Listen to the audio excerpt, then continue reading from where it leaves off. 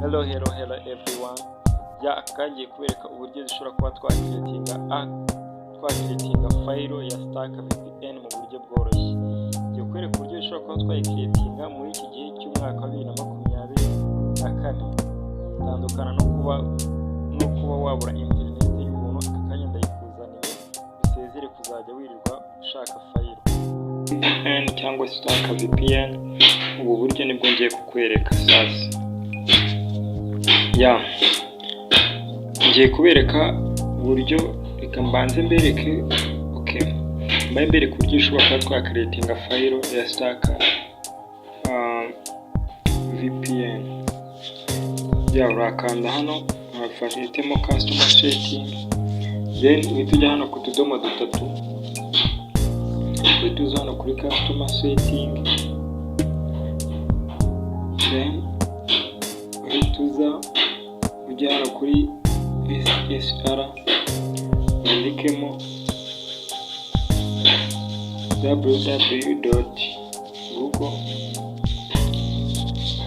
www.google.com. hano ushaka wakwandika ibintu ushaka birekere wemeze, then uhita uza wandikemo hano kuri export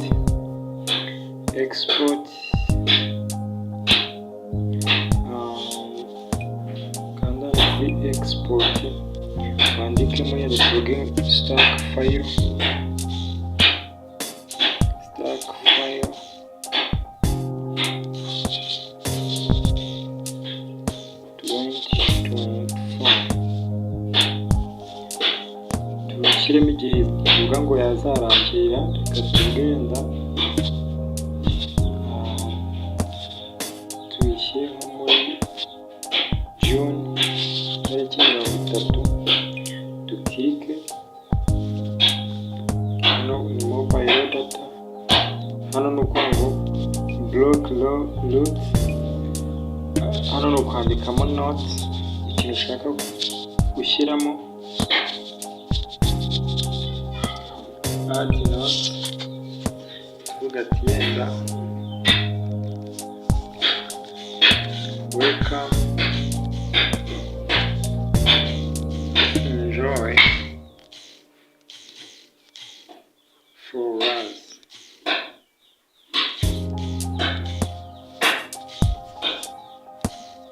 Welcome to enjoy for us.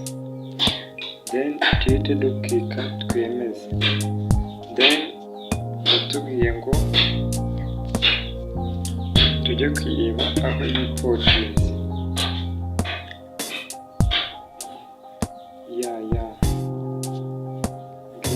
Aho importinze sasa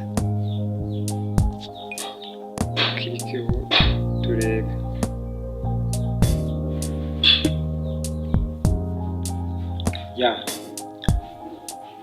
Ladies and gentlemen, you will see this file is work.